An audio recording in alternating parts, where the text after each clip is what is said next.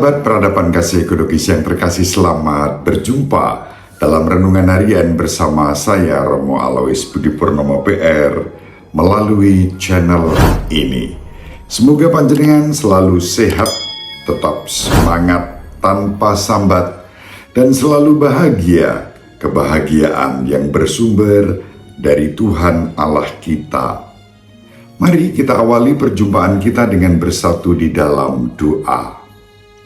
Allah Bapa yang Maha Pengasih dan Penyayang, Natal sebagai kenangan dan perayaan atas kelahiran Yesus Kristus Putramu semakin dekat. Kami memasuki masa Advent yang ketiga menjelang Natal. Semoga iman kami semakin bertumbuh, berkembang, dan berbuah, sehingga kami boleh dengan sukacita merayakan Natal demi Kristus Tuhan dan pengantara kami. Amin. Sahabat peradaban kasih ekologis yang terkasih, mari kita baca Injil Matius bab 1 ayat 18 sampai 24. Kelahiran Yesus Kristus adalah seperti berikut.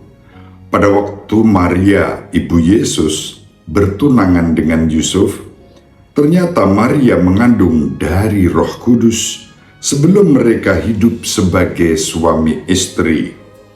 Karena Yusuf suaminya seorang yang tulus hati dan tidak mau mencemarkan nama istrinya di muka umum, ia bermaksud menceraikannya dengan diam-diam.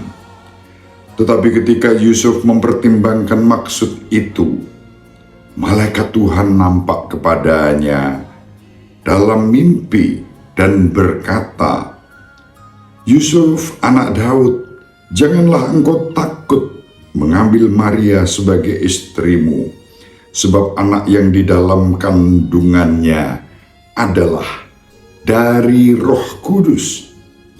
Maria akan melahirkan anak laki-laki, dan engkau akan menamakan dia Yesus, karena dialah yang akan menyelamatkan umatnya dari dosa mereka." Hal itu terjadi supaya genaplah firman Tuhan yang disampaikan oleh Nabi.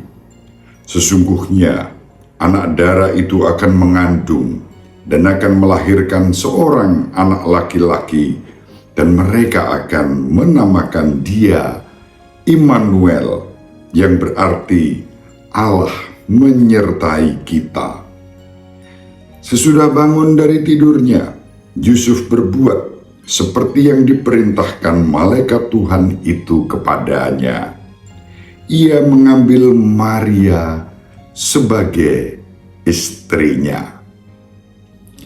Demikianlah sabda Tuhan. Terpujilah Kristus.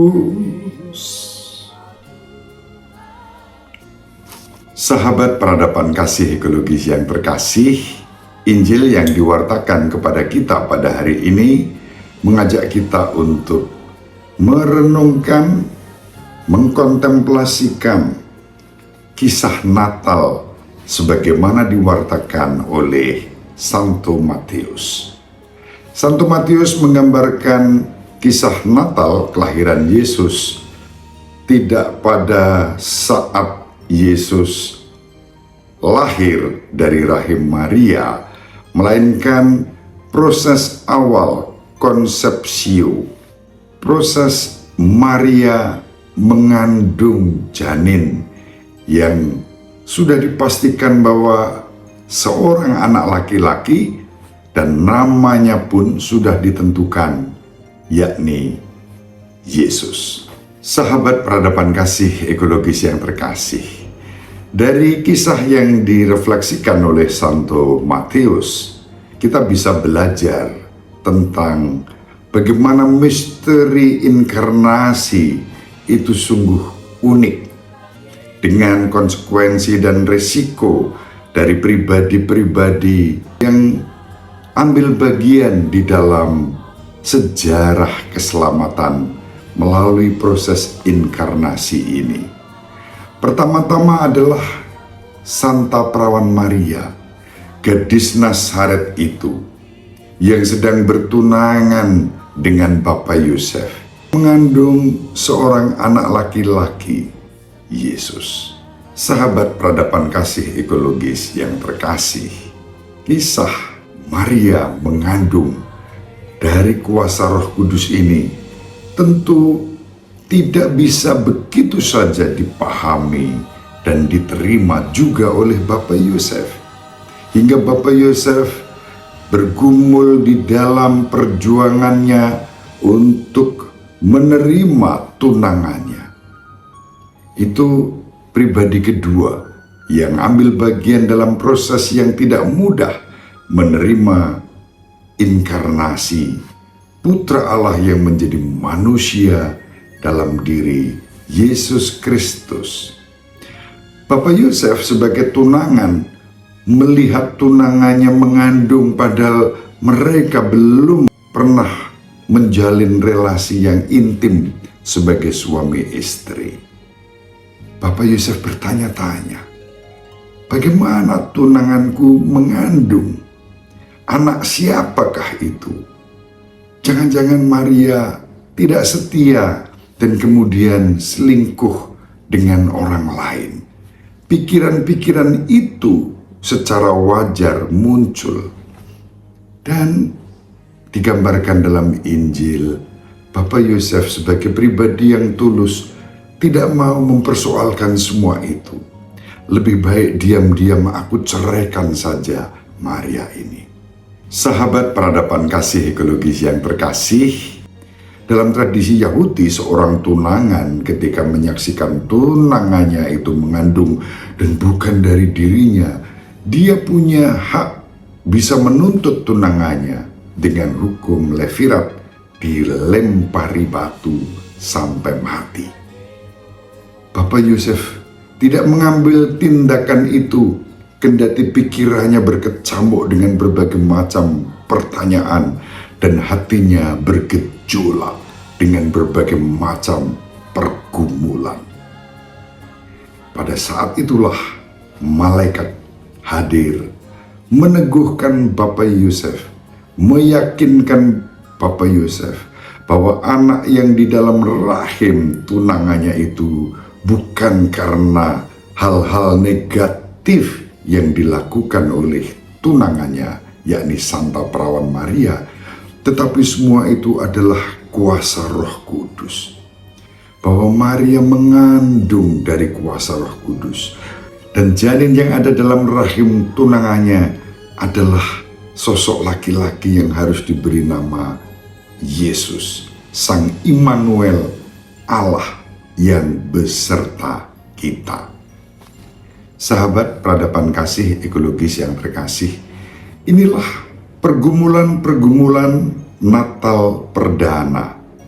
Kisah di seputar Natal tidak menampilkan hal-hal yang seperti kita rayakan dalam liturgi kita, syahdu, manis, tenang, teduh, musik, bunga warna-warni, salju, dan seterusnya. Tapi ada situasi-situasi yang rumit, yang sulit.